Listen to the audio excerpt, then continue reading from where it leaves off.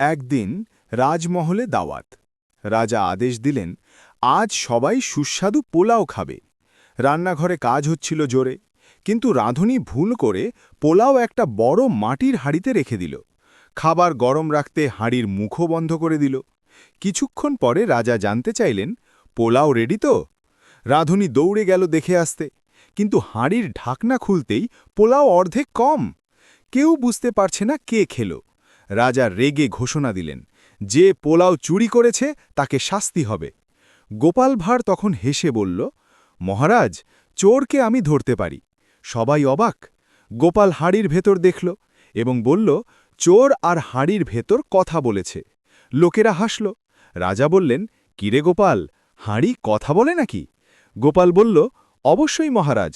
বলল, যে চোর পোলাও খেয়েছে তার মুখ এখনো ঘি আর কিসমিসের গন্ধে ভরা।